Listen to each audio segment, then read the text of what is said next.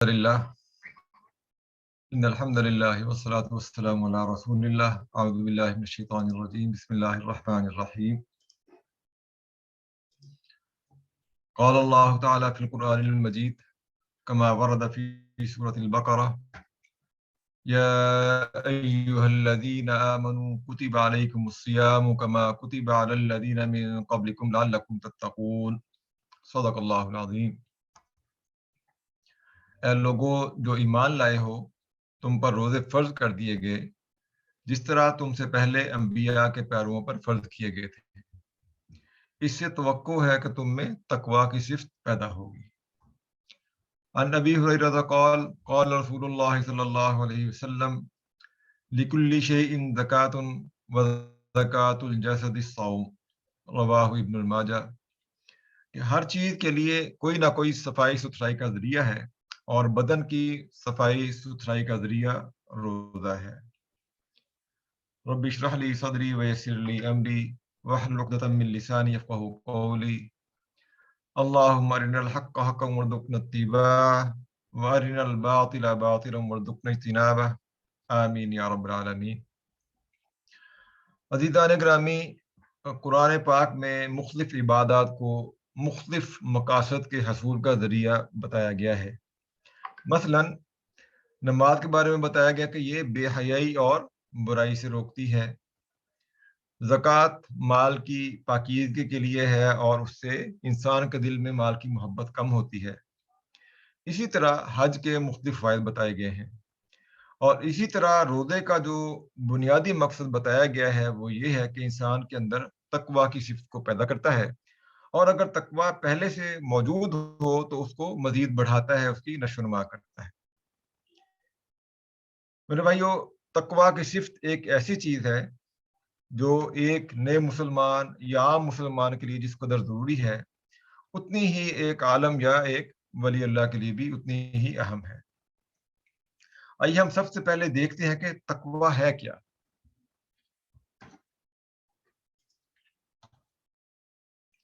اس کا جو سادہ سا جواب ہو سکتا ہے وہ یوں بیان کیا گیا ہے: استحضار اللہ فی القلب،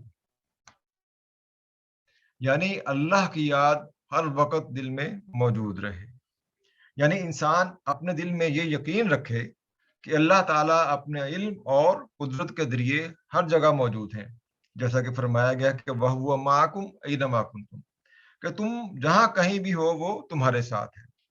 تو اللہ تعالیٰ کی موجودگی کا احساس، اور یہ کہ نہ صرف وہ میرے ہر قول اور ہر فعل سے بخوبی آگاہ ہے بلکہ مجھے اپنے ان اقوال و افعال کی جواب دہی کرنی ہے. اور ان دونوں چیزوں یعنی اللہ کی موجودگی اور اس کے سامنے جواب دہی کو مد نظر رکھتے ہوئے آدمی ہر اس کام سے بچے جو اللہ تعالیٰ کی ناراضگی کا باعث بن سکتا ہو، اور ہر اس کام کو کرنے کی کوشش کرے جو اس کی رضا کا باعث بن سکتا ہو. اسی کو تقویٰ کہتے ہیں، اسی کو پرہیزگاری کہتے ہیں. تو تقویٰ دو چیزوں کے مجموعے کا نام ہے. نمبر ایک اللہ تعالیٰ کی موجودگی کا احساس، اور نمبر دو اس کے سامنے جواب دہی کا احساس. عزیزان گرامی، قرآن و حدیث میں تقویٰ کا لفظ بہت زیادہ اس پر زور دیا گیا ہے. صرف قرآن میں تقویٰ کا لفظ ہے وہ 15 دفعہ آیا ہے، اور اس کے جو باقی الفاظ ہیں مختلف وہ متعدد مقامات پر جو ہے وہ بار بار آئے ہیں. یہاں پر سوال پیدا ہوتا ہے کہ تقویٰ پر اتنا زیادہ زور کیوں ہے. اس بات کا جواب حاصل کرنے کے لیے ہم یہاں پر تھوڑا سا جائزہ لیتے ہیں کہ وہ کون سے عناصر ہیں جو عموماً انسان کو برائی سے روکتے ہیں. اگر ہم جائزہ لیں تو سب سے پہلے انسان کے جو اندرونی ایک میکانزم ہے جو اللہ تعالیٰ نے اس کے اندر ودیت کر رکھا ہے، جو اس کو برائی سے ٹوکتا ہے، جس کو نفس لوامہ بھی کہا جاتا ہے، یا عام انسان زبان میں اس کو ضمیر انسانی کہتے ہیں، کہ وہ انسان کو برائی پر ٹوکتا ہے یا اس کو روکتا ہے. اس کے بعد معاشرتی دباؤ ہوتا ہے کہ آدمی معاشرتی دباؤ کی وجہ سے برائی نہیں کرتا کہ میری برائی اگر ظاہر ہوگی تو میرے گھر والے کیا کہیں گے، میرے محلے دار، میرے رشتہ دار یا میرے جاننے والے وہ اس کے بارے میں کیا کہیں گے. اور پھر اس کے بعد ملکی قوانین کی وجہ سے آدمی جو ہے وہ بعض اوقات برائیوں سے، گناہوں سے جو ہے وہ اجتناب کرتا ہے. لیکن ہم دیکھتے ہیں کہ بعض اوقات ایسے لمحات آتے ہیں کہ انسان ان عوامل کی پرواہ نہیں کرتا. مثلاً جذبات کی شدت اتنی زیادہ ہوتی ہے کہ وہ اپنی ضمیر کی آواز کو دبا دیتا ہے، یا پھر موقع ایسا ہے، تنہائی ہے، کوئی بھی اس کو نہیں دیکھ رہا، تو وہ کام کر گزرتا ہے، نہ معاشرے کو پتہ چلے گا، نہ کسی کو خبر ہوگی. اور بعض اوقات اس کی کیفیت اس طرح ہو جاتی ہے کہ وہ ملکی قوانین کی پرواہ بھی نہیں کرتا کہ ایک ملک سے نکالا گیا تو دوسرے ملک میں چلا جاؤں گا. تو معلوم ہوا کہ یہ جو عناصر ہمارے سامنے ہیں، یہ سارے کے سارے کیا ہیں؟ عارضی ہیں. کسی وقت بھی انسان ان کے اثر سے آزاد ہو سکتا ہے. صرف ایک چیز کا احساس ایسا ہے کہ جس کے اثر سے آدمی کسی بھی حال میں نکل نہیں سکتا، اور وہ یہ ہے کہ میں ایک ایسی ہستی کی نگرانی میں ہوں جو میرے ایک ایک لمحے کے احوال سے باخبر ہے، اور اس کے احتساب سے اور اس کی پکڑ سے میں کسی بھی حال میں بچ نہیں سکتا. اور وہ ہستی کون ہے؟ وہ ہستی اللہ تعالیٰ کی ہے. تو اسی کا نام جو ہے وہ تقویٰ ہے. تو معلوم ہوا کہ تقویٰ ہی دراصل وہ صفت ہے جو انسان کو ہر حال میں برائی سے روک سکتی ہے اور نیکی پر ابھار سکتی ہے. تو یہی وجہ ہے کہ قرآن و حدیث کی تعلیمات میں بار بار تقویٰ کے اوپر زور دیا جاتا ہے. اور علماء کہتے ہیں کہ جتنی بھی عبادات ہیں، ریچولز ہیں، نماز ہے، روزہ ہے، حج ہے، اصل میں ان سب کا مقصد یہی ہے کہ انسان کے اندر تقویٰ کی صفت جو ہے پیدا ہو سکے، یعنی اس کے دل میں اللہ تعالیٰ کی ہر وقت موجودگی کا احساس جاگزیں ہو سکے، اور اس کے سامنے جواب دہی کا احساس جو ہے وہ اس کے اندر پیدا ہو. تو یہی تمام عبادات کا مقصد بتایا گیا ہے. عزیزان گرامی، جب انسان کے اندر تقویٰ کی صفت پیدا ہو جاتی ہے تو اس کا دل، اس کے سارے اعضاء، اس کا سارا وجود اللہ تعالیٰ کے احکامات کے تابع ہو جاتے ہیں. پھر لذت کتنی ہی زیادہ کیوں نہ ہو، آدمی برائی پر مائل نہیں ہوتا، اور تکلیف چاہے جتنی بھی ہو وہ نیکی سے رہ نہیں سکتا. اور اس کے برعکس گناہ انسان سے تب سرزد ہوتے ہیں جب انسان اللہ تعالیٰ سے غافل ہو جاتا ہے. یہی وہ لمحہ ہوتا ہے جب انسان کا دل جو ہے وہ ولنریبل ہوتا ہے، اس کی جو ہے وہ کہہ لیں کہ فائر وال جو ہے وہ آف ہوتی ہے. انسان، شیطان جو ہے وہ اسی ایک وقت کی طاق میں ہوتا ہے کہ تاکہ اس کے دل پر حملہ کر سکے. حدیث مبارکہ میں آیا ہے، سیدنا عبداللہ بن عباس تعلیقاً روایت کرتے ہیں، الشیطان جاثم علی قلب ابن آدم فاذا ذکر اللہ خنس واذا غفل ووسوس. کہ شیطان انسان کے دل سے چپکا رہتا ہے. جب وہ دل سے اللہ کو یاد کرتا ہے تو شیطان پیچھے ہٹ جاتا ہے، اور جب وہ ذکر اللہ سے غافل ہو جاتا ہے تو شیطان اس کے دل میں وسوسے ڈالتا رہتا ہے. تو اللہ کی یاد اور اس کا تقویٰ ہی وہ چیز ہے جو انسان کو اندرونی اور بیرونی فتنوں سے بچا سکتی ہے. اب ہم دیکھتے ہیں کہ روزہ انسان کے اندر جو ہے وہ تقویٰ کیسے پیدا کرتا ہے. اس کو سمجھنے سے پہلے ہمیں انسان کی شخصیت کو سمجھنا ہوگا کہ انسان کی شخصیت ہے کیا. انسان کی شخصیت دو چیزوں کا مرکب ہے، یا کہہ لیں کہ انسانی شخصیت کے دو پہلو ہیں، اور ان دونوں کے اپنے اپنے تقاضے ہیں. اس کا جو پہلا پہلو ہے وہ ہے حیوانی پہلو ہے، کہ انسان کے حیوانی وجود میں سارے مادی اور سفلی تقاضے موجود ہیں. مثلا انسان کے ساتھ پیٹ لگا ہوا ہے، بھوک مٹانے کے لیے اسے کھانے کو کچھ چاہیے، لیکن اس کو اس سے غرض نہیں ہے کہ کھانا حلال ہے یا حرام. اس کو تو پیٹ بھرنے کے لیے کچھ نہ کچھ کھانے کو چاہیے. اسی طرح نفس کے اپنے تقاضے ہیں. نفس جو ہے وہ آرام مانگتا ہے، اسے اس سے کچھ غرض نہیں ہے کہ اس سے اللہ تعالیٰ کی حکم عدولی ہو رہی ہے. پھر شہوانی تقاضے ہیں، انہیں بھی تسکین چاہیے، لیکن وہ حلال و ذرائع سے ہو یا حرام سے اسے کچھ غرض نہیں ہے. تو یہ انسان کا جو ہے وہ حیوانی پہلو ہے، جو اس میں سارے سفلی اور مادی تقاضے موجود ہیں. اور اسی طرح انسان کا ایک جو ہے وہ روحانی یا معنوی پہلو ہے جس میں نورانیت کا جوہر موجود ہے، جو اپنی اصل کی طرف لوٹنا چاہتا ہے. کیا کبھی ہم نے غور کیا کہ ہماری اندر جو روح ہے، یہ انسانی روح ہے، اس کی اصل کیا ہے؟ جب اللہ تعالیٰ نے آدم علیہ السلام کی تخلیق کا ارادہ کیا تو فرشتوں کو مخاطب کرتے ہوئے فرمایا، فَإِذَا سَوَّيْتُهُ وَنَفَخْتُ فِيهِ مِن رُوحِي فَقَعُوا لَهُ سَاجِدِينَ. جب میں اسے پورا یعنی آدم کو پورا بنا چکوں اور اس میں اپنی روح سے کچھ پھونک دوں تو تم سب اس کے آگے سجدے میں گر جانا. تو اس سے معلوم ہوا کہ انسان کے اندر جو روح پھونکی گئی ہے وہ دراصل صفات الہی کا ایک عکس یا پرتو ہے. حیات، علم، قدرت، ارادہ، اختیار اور جتنی بھی صفات انسان میں پائی جاتی ہیں، جن کے مجموعے کا نام روح ہے، یہ دراصل اللہ تعالیٰ ہی کی صفات کا ایک ہلکا سا پرتاؤ ہو۔ تو یہ جو انسان کا روحانی وجود ہے، یہ اپنے اصل کی طرف پلٹنا چاہتا ہے۔ تو انسان کا روحانی وجود ہمیشہ انسان کو بھلائی کی طرف مائل کرتا ہے، اور حیوانی وجود کے غلط تقاضوں کے خلاف احتجاج کرتا ہے، اس کو ملامت کرتا ہے۔ اور یہ جو دونوں وجود ہیں انسان کے، ان دونوں کے درمیان ایک کشمکش جو ہے وہ ہمیشہ جاری رہتی ہے، اور یہ کشمکش ہر شخص اپنے اندر محسوس کرتا ہے۔ اگر تو انسان کا حیوانی وجود طاقتور ہو تو انسان برائی کر گزرتا ہے، اور اس کو روکا نہ جائے تو یہ طاقت پکڑتا جاتا ہے اور انسان کو اسفل سافلین یعنی سب نیچے سے نیچے درجے میں گرا دیتا ہے۔ اور اگر روحانی وجود طاقتور ہو تو وہ حیوانی وجود کے تقاضوں کو دبا لیتا ہے اور انسان کو برائی سے بچاتا ہے اور علیین تک پہنچا دیتا ہے۔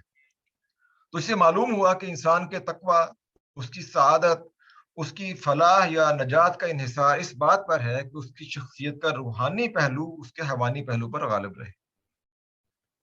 اب ہم اس بات کا جائزہ لیتے ہیں کہ کس طرح روزہ انسان کی شخصیت کے روحانی پہلو کو طاقتور بنا کر اس میں تقوی کی صفت کو پیدا کرتا ہے۔ عزیزان گرامی، روزہ جو ہے وہ انسان کے اوپر چند پابندی عائد کرتا ہے، اور ان پابندیوں کے ذریعے سے ان قوتوں کو کمزور کر کے اعتدال پر لاتا ہے جو شہوات اور خواہشات کو تقویت دینے والی ہوں یا انسان کو برائی پر مائل کرنے والی ہوں، اور دوسری طرف ان قوتوں کو تقویت دیتا ہے جو ان برائیوں کے خلاف مزاحمت کرتی ہیں اور نیکیوں کی طرف مائل کرتی ہیں، اور اس میں تقوی کی صفت کو پیدا کرتی ہیں یا نشوونما دیتی ہیں۔ تو یوں روزہ انسان کے حیوانی پہلو کو کمزور کرتا ہے اور روحانی پہلو کو طاقتور کرتا ہے۔ عزیزان اکرامی، یہ ایسے ہی ہے جیسے کسی مریض کو اینٹی بایوٹک اور وٹامن دیے جائیں، تو اینٹی بایوٹک اس کے جسم میں موجود نقصان دہ جراثیم کا خاتمہ کرتا ہے، تو دوسری طرف وٹامن اس کے جسم کو تقویت دیتے ہیں۔ بعین ہی انسان کا جو روحانی پہلو ہے وہ یہی کام کرتا ہے کہ وہ انسان کے جو اس کے حیوانی وجود کے کہنے کے سفلی تقاضے ہیں ایک طرف ان کو کمزور کرتا ہے، ختم کرتا ہے، اور جو اس کو اونچائی کی طرف لے کر جانے والے ہیں یا اس کو کہہ لیں کہ اس کے اصل کی طرف لوٹ کر لے کر جانے والے ہیں، اس کا جو روحانی پہلو اس کو جو ہے وہ طاقتور کرتا ہے۔ یہ روزہ جو ہے وہ یہی کام کرتا ہے جو ایک اینٹی بایوٹک اور وٹامن انسانی جسم کے لیے کرتے ہیں۔ عزیزان گرامی، یوں تو انسان کو تقوی کے راستے سے ہٹانے والی بہت سی داخلی اور خارجی قوتیں ہیں، لیکن دو قوتیں ایسی ہیں جو انسان اور تقوی کے راستے میں سب سے زیادہ رکاوٹ بنتی ہیں، اور جن کے بارے میں نبی کریم صلی اللہ علیہ وسلم نے فرمایا کہ مجھے ان دو چیزوں کی حفاظت کی ضمانت دے دو اور جنت کی ضمانت لے لو۔ اور میں یضمن لی اضمن لہ الجنہ، کہ جو مجھے ان دو چیزوں کی حفاظت دے دے میں اسے جنت کی ضمانت دیتا ہوں۔ یہ دو چیزیں کون سی ہیں؟ ما بین لحیہ و ما بین رجلیہ، یعنی جو وہ چیز جو اس کی جبڑوں کے درمیان کی چیز یعنی زبان ہے، اور دونوں ٹانگوں کے درمیان کی چیز یعنی شرمگاہ، کہ جو شخص ان دونوں چیزوں کا ضامن ہو تو اس کے لیے میں جنت کا ضامن ہوں۔ اور دوسری بات میں آتا کہ آپ سے پوچھا کہ یا رسول اللہ صلی اللہ علیہ وسلم، لوگ زیادہ تر کن اعمال کی وجہ سے جہنم میں جائیں گے؟ تو آپ نے جواب دیا الفم والفرج، یعنی منہ یعنی زبان اور شرمگاہ کی وجہ سے۔ اسی طرح ایک اور بات میں آتا کہ آپ نے فرمایا کاد الفقر ان یکون کفرا، کہ فقر و افلاس قریب ہے کہ کفر کی حد تک پہنچا دے، یعنی فقر و فاقہ اور بھوک ایسی چیز ہے کہ وہ آدمی کو کفر کی حد تک پہنچا دیتا ہے۔ تو معلوم ہو کہ یہ دونوں چیزیں جو ہیں وہ یعنی منہ اور شرمگاہ یہ بڑی ہی منہ زور اور خطرناک ہیں، اور انسان کی شخصیت کو سب سے زیادہ خطرہ انہی دو چیزوں یعنی منہ اور بھوک اور زبان کے غلط استعمال اور شہوانی جذبات سے ہے۔ اور اگر ان دونوں کی حفاظت کے تقاضے پورے نہ ہوں تو یہ انسان کو بڑے عظیم فتنوں میں مبتلا کر سکتی ہیں۔ اور دوسری طرف دیکھیے کہ انسانی شخصیت کے جو دو پہلو براہ راست روزہ سے متاثر ہوتے ہیں وہ یہی دو ہیں، ایک اس کی شرمگاہ اور دوسرا اس کا منہ، یعنی منہ کے ذریعے آدمی کھاتا پیتا بھی ہے اور گفتگو بھی کرتا ہے۔ تو روزہ ان دونوں چیزوں یعنی شرمگاہ اور منہ کی حفاظت کا بہترین بندوبست ہوتا ہے۔ تو جب فتنے کے یہ دونوں بڑے دروازے بند ہو جاتے ہیں تو انسان کے لیے تقوی کا راستہ اختیار کرنا، نیکی کرنا آسان ہو جاتا ہے. شیطان بے بس ہو جاتا ہے اور وہ روزہ پر دار پر حملہ کرنے کا کوئی راستہ تلاش کرتا ہے لیکن راستہ ڈھونڈ نہیں پاتا. معروف حدیث آپ نے سنی ہوگی، اذا جاء رمضان فتحت ابواب الجنہ وغلقت ابواب النار وصفدت الشیطان، کہ جب رمضان المبارک آتا ہے تو جنت کے دروازے کھول دیے جاتے ہیں اور دوزخ کے دروازے بند کر دیے جاتے ہیں اور شیاطین کو قید کر دیا جاتا ہے. اس حدیث مبارکہ میں شیاطین کو قید کرنے کا جو مطلب شاہ ولی اللہ رحمہ اللہ نے بیان کیا ہے وہ یہ ہے کہ وہ بڑے جو سب سے بڑے ذرائع ہیں وہ بند کر دیے جاتے ہیں جن کے ذریعے شیطان انسان پر حملہ آور ہوتا ہے، یعنی منہ اور شرمگاہ. یعنی روزے کے دوران میں ایک وقت مقرر تک کے اندر جو ہے وہ انسان حرام تو کیا حلال طریقوں سے بھی ان کے تقاضوں کو پورا نہیں کر سکتا. تو یہی وہ دو بڑے دروازے ہیں جن کے ذریعے سے شیطان جو ہے وہ آدمی کو ورگلاتا ہے. تو فرمایا کہ یہ رمضان کے درمیان میں جو ہے رمضان کے دوران میں ایک خاص وقت کے اندر ان دونوں دروازوں کو جو ہے وہ بند کر دیا جاتا ہے. عزیزان گرامی، روزہ انسان کے اندر اللہ کی موجودگی کے احساس کو مضبوط کرتا ہے، کیونکہ روزہ ایک ایسی عبادت ہے جس کے بارے میں سوائے روزہ دار اور اللہ کے اور کوئی نہیں جانتا. مثلا انسان تنہائی میں ہے، چاہے تو کچھ کھا بھی سکتا ہے لیکن نہیں کھاتا. بازار میں گھوم رہا ہے، نظر بازی کر سکتا ہے لیکن اپنے اوپر جبر کر لیتا ہے، نہیں دیکھتا. تو وہ کون سی قوت ہے جو انسان کو اتنا مجبور کر دیتی ہے کہ وہ ان خواہشات کو دبا لے؟ وہ صرف اور صرف اللہ تعالیٰ کی موجودگی کا احساس کہ اللہ تعالیٰ جو ہے مجھے دیکھ رہے ہیں، اور کوئی دیکھ رہا ہے یا نہیں دیکھ رہا، باہر اللہ تعالیٰ جو ہے وہ اپنے علم کے ذریعے سے میرے اعمال سے واقف ہے. تو یہی وہ بنیادی چیز ہے جو انسان کے اندر تقویٰ کی صفت کو پیدا کرتی ہے یا اس کو نشو و نما دیتی ہے. اس طرح پورا ایک سال، پورا ایک مہینہ نفس انسانی سے ان دونوں کے تقاضوں پر، یعنی منہ اور شرمگاہ کے تقاضوں پر قابو کروانے کی مشق کروائی جاتی ہے تاکہ وہ اس پل ہو کے سال کے باقی 11 مہینوں میں ان کے تقاضوں کو جائز حدود کے اندر رکھ سکے. عزیزان اکرام، یہاں پر ایک سوال پیدا ہوتا ہے کہ ہم رمضان کے روزے سال ہر سال سے رکھتے چلے آ رہے ہیں، پوری امت مسلمہ اس کا اہتمام کرتی ہے، لیکن ہمارے تقوی پر اس کے کوئی مثبت اثرات نہیں پڑتے. اگر پڑتے ہیں بھی تو وہ وقتی ہوتے ہیں. جو ہی شوال کا چاند نظر آتا ہے، رمضان کا سارا اثر فوراً جو ہے وہ ختم ہو جاتا ہے. ہم پھر ایسے ہی ہو جاتے ہیں جیسے کہ رمضان سے پہلے تھے. کیوں؟ اس بات کے جواب کے لیے میں صاحب تفہیم القرآن کی تحریر سے ایک اقتباس آپ کے سامنے رکھ رہا ہوں. اس کو پڑھتے ہیں. وہ لکھتے ہیں کہ آپ سمجھتے ہیں کہ سحر سے لے کر مغرب تک کچھ نہ کھانے اور نہ پینے کا نام روزہ ہے، اور بس یہی عبادت ہے. اس لیے روزے کی تو آپ پوری حفاظت کرتے ہیں، لیکن آپ یہ نہیں جانتے کہ بھوکا پیاسا رہنا اصل عبادت نہیں بلکہ عبادت کی صورت ہے. اور یہ صورت مقرر کرنے سے مقصود یہ ہے کہ آپ کے اندر اللہ کا خوف اور اللہ کی محبت پیدا ہو، اور آپ کے اندر اتنی طاقت پیدا ہو جائے کہ جس چیز میں دنیا بھر کے فائدے ہوں مگر اللہ ناراض ہوتا ہو اس سے اپنے نفس پر جبر کر کے بچ سکیں، اور جس چیز میں ہر طرح کے خطرات اور نقصانات ہوں مگر اللہ اس سے خوش ہوتا ہو اس پر آپ اپنے نفس کو مجبور کر کے آمادہ کر سکیں. تو عزیزان، یہ ہے جو روزے کا اصل مقصد بیان کیا گیا ہے. اور بنیادی غلطی ہم یہی کرتے ہیں کہ ہم روزے کے اصل ہدف کو نہ تو سمجھتے ہیں اور نہ ہی اس کو مد نظر رکھتے ہیں. ہم روزہ صرف بھوکا اور پیاسا رہنے کو ہی سمجھتے ہیں اور جو دوسرے محرم ہیں ان پر کھلم کھلا عمل کرتے ہیں. آپ صلی اللہ علیہ وسلم کا ارشاد گرامی ہے کہ من لم یدع قول الزور والعمل به فلیس للہ حاجۃ فی ان یدع طعامہ وشرابہ، کہ جو آدمی روزہ رکھتے ہوئے باطل کام اور باطل کلام نہ چھوڑے تو اللہ تعالیٰ کو اس کے بھوکا پیاسا رہنے کی کوئی ضرورت نہیں ہے. تو عزیزان گرامی، یہاں سے معلوم ہوتا ہے کہ روزے کا اصل مقصد جو ہے وہ بھوکا پیاسا رہنا نہیں ہے. تو جب مقصد ہی معلوم نہ ہو تو وہ حاصل کیسے ہو سکتا ہے، اور جب منزل ہی معلوم نہ ہو تو منزل پر کیسے پہنچا جا سکتا ہے. تو ہمیں روزے کے مقصد اور اس کے تقاضوں کو سمجھنا ہے تاکہ ان تقاضوں کو پورا کرتے ہوئے ہم مقصد کو حاصل کر سکیں. عزیزان گرامی، شروع میں نے عرض کیا تھا کہ آدمی کے تقویٰ کا انحصار اس کے روحانی پہلو کو طاقتور ہونے اور حیوانی پہلو کے کمزور ہونے کے اوپر ہے، اور روزے کا مقصد نفس کے گھوڑے کو لگام دینا ہے، نہ کہ اس کو اتنا طاقتور بنا دینا کہ وہ بے قابو ہو جائے۔ لیکن افسوس سے یہ کہنا پڑتا ہے کہ ہمارا سارا زور ان کاموں پر ہے جو انسان کے حیوانی پہلو کو طاقتور بناتے ہیں۔ ہم ان کاموں کا جائزہ لیتے ہیں۔ سب سے پہلے جو کام کرتے ہیں وہ کثرت طعام۔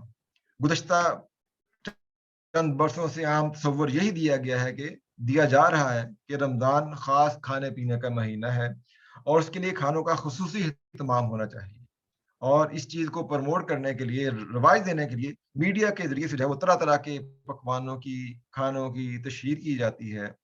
اور حال یہ ہے کہ ہم سحری اچھی طرح پیٹ بھر کر کھاتے ہیں کہ ہم نے سارا دن بھوکا رہنا ہے، اور پھر افطاری میں پھر پیٹ بھر کر کھاتے ہیں کہ ہم سارا دن بھوکا رہے ہیں۔ تو افسوس کے ساتھ یہ کہنا پڑتا ہے کہ اب یہ مہینہ صرف کھانے پینے کا مہینہ بن کر رہ گیا ہے۔ وہ منہ کا دروازہ جس کو بند کیا گیا تھا کہ حیوانی وجود کے تقاضے کمزور ہوں، اس کو تو ہم خوب کھلاتے پلاتے ہیں، تو تقویٰ کہاں سے آئے گا؟ اسی طرح یہ بھی ایک غلط فہمی ہے کہ اس مہینے میں جتنا بھی خرچ کیا جائے اللہ تعالیٰ کے یہاں اس کی کوئی حساب کتاب نہیں ہے۔ کھانے پینے میں کوئی قباحت نہیں ہے، لیکن اعتدال جو ہے وہ بے حد ضروری ہے۔ ارشاد باری تعالیٰ ہے کلوا واشربوا ولا تسرفوا انہ لا يحب المسرفین، کہ کھاؤ پیو اور حد سے تجاوز نہ کرو، اللہ حد سے تجاوز کرنے بڑھنے والوں کو پسند نہیں کرتا۔ بعض کا تو ہم اس سے بھی اگلے درجے یعنی تبذیر یعنی فضول خرچی تک پہنچ جاتے ہیں، جس کو ایک شیطانی فعل کہا گیا ہے۔ تو شیطانی فعل تو باہر شیطانی فعل ہی رہتا ہے، چاہے اس کو رمضان میں ہی کیوں نہ کیا جائے۔ آپ سب کا ارشاد گرامی ہے کہ انسان نے پیٹ سے بدتر برتن نہیں بھرا، چنانچہ ابن آدم کے لیے کمر سیدھی کرنے کے لیے چند لقمے کافی ہیں۔ اس حدیث کا مفہوم یہ جو ہے وہ بیان کیا کہ اللہ تعالیٰ کے نزدیک حلق تک بھرے ہوئے پیٹ سے زیادہ ناپسندیدہ چیز کوئی بھر جانے والی کوئی چیز نہیں ہے، اگرچہ کھانا حلال ہی کیوں نہ ہو۔ تو یہ اس کا پہلا پہلو ہے کہ ہم منہ کا دروازہ جس کو بند کیا گیا تھا تاکہ حیوانی وجود کے تقاضے کمزور ہوں، اس کو ہم جو ہے وہ خوب کھلاتے پلاتے ہیں رمضان کے، یعنی رمضان کو ہم نے کھانا پینے کا مہینہ بنا۔ دوسرے نمبر پر ہم جو ہے وہ معمولات زندگی کی غلط ترتیب ہم رمضان میں اس کی ترتیب غلط بنا لیتے ہیں۔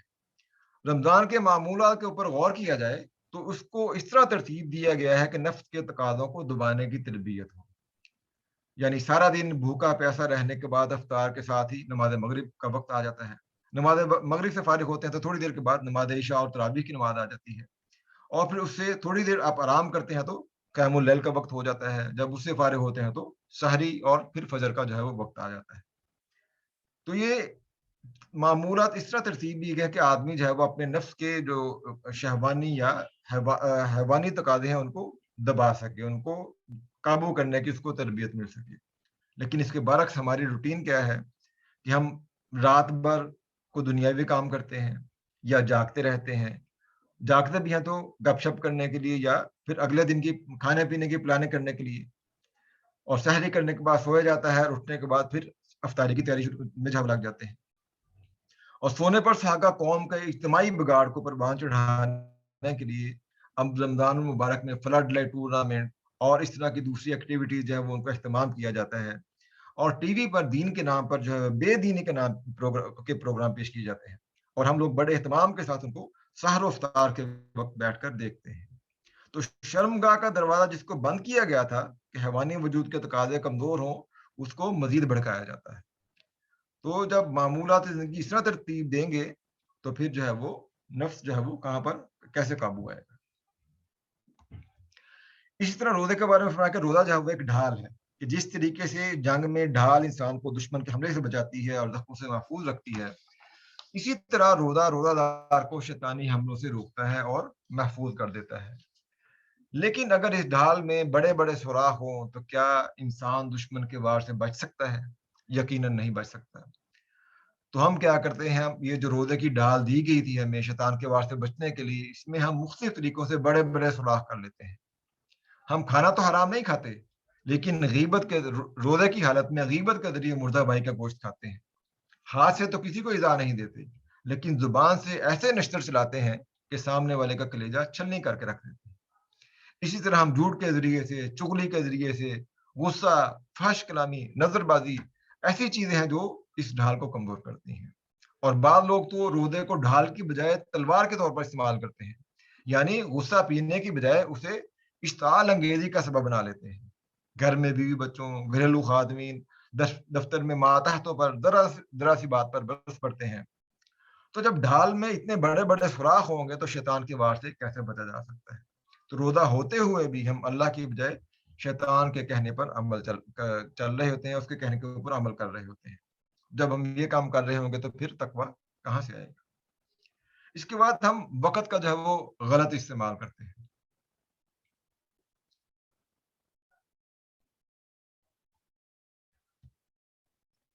رمضان کا ایک ایک لمحہ جو ہے وہ قیمتی ہے، تو ہمیں رمضان کو اس طرح پلان کرنا چاہیے کہ ہم اس کے ہر لمحے کو اپنی مغفرت کا ذریعہ بنا سکیں۔ لیکن افسوس کی بات یہ ہے کہ تربیت نہ ہونے کی وجہ سے ہم اس وقت کو گزارنے کی خاطر نئی نئی دلچسپیاں نکالتے ہیں، لا و لہو میں مشغول ہو جاتے ہیں۔ مثلا وقت گزارنے کے لیے تاش کھیلنا، یا پھر ڈرامے دیکھنا، ناول اور افسانے پڑھنا، گانے سننا، یا پھر مل جل کر بیٹھنا اور گپے لگانا تاکہ ٹائم کو جو ہے وہ گزارا جا سکے۔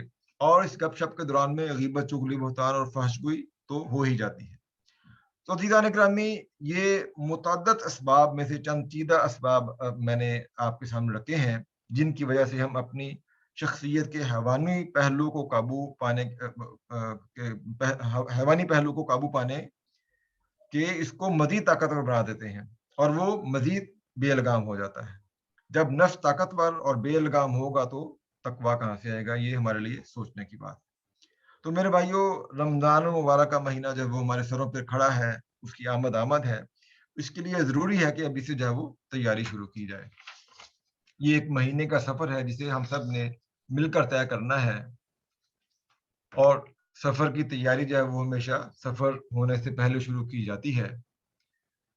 ضروری ہے کہ ہم روزے کے مقصد کو سمجھیں اور اس مقصد کو پانے کے لیے رمضان کو اس کے تقاضوں کے مطابق گزاریں، نہیں تو ہمارے اوپر جو ہے وہ یہ مثال فٹ آتی ہے، جیسے کہ اللہ کے نبی صلی اللہ علیہ وسلم نے فرمایا کہ اس شخص کی ناک خاک آلود ہو جس کی زندگی میں رمضان آیا اس کی مغفرت ہونے سے پہلے پہلے گزر گیا، یا وہ مثال جس کا ذکر قرآن پاک میں کیا گیا ہے، وَلَا تَكُونُوا كَالَّتِي نَقَضَتْ غَزْلَهَا مِن بَعْدِ قُوَّةٍ أَنْكَاثًا، کہ تمہاری حالت اس عورت کی اسی نہ ہو جائے جس نے آپ ہی محنت سے سود کاتا پھر آپ ہی اسے ٹکڑے ٹکڑے کر ڈالا۔ ہم بھوک بھی کاٹیں، پیاس بھی برداشت کریں، اور آخر کار نتیجے میں لیکن جو دوسرے محرمات ہیں، جو دوسری ممنوعات ہیں، اس کے اوپر ہم عمل نہ کریں تو یہ بھوک اور پیاس ہمیں کچھ نہ دے سکے گی۔ آپ نے جیسے کہ فرمایا کہ کتنے ہی روزہ دار ایسے ہوتے ہیں جن کے حصے میں بھوک پیاس آتی ہے، اور کتنے ہی تراویح میں قیام کرنے والے ہیں جن کے حصے میں صرف شب بیداری آتی ہے۔ وجہ کیا ہے؟ کہ وہ روزے کو اس کے تقاضوں کے مطابق نہیں گزارتے۔ تو روزے کو اس کے تقاضوں کے مطابق گزاریں گے تو ہمیں جو ہے وہ تقویٰ حاصل ہوگا۔ تو اللہ تعالیٰ سے دعا ہے کہ ہمیں رمضان کو اس کے تقاضوں کے مطابق گزارنے کی توفیق عطا فرمائے، ہمارے صیام و قیام کو قبول فرمائے، اور ہمیں اپنے تقویٰ کو بڑھانے میں ہماری مدد فرمائے، شیطان کی اکساہٹوں سے ہماری حفاظت فرمائے۔